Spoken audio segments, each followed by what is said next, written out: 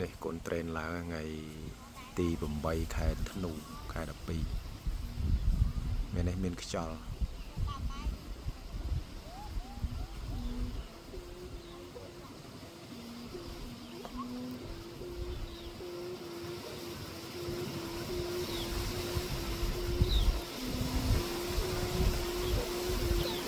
ក្រោមថ្ងៃងឹតឈឹងមើលឃើញ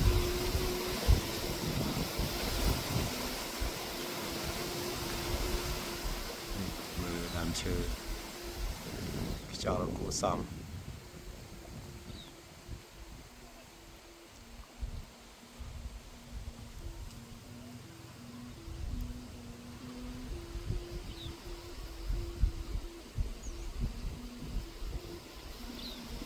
ហើយឡើងបានចាប់ដើមមានខ្យល់លេងវិញ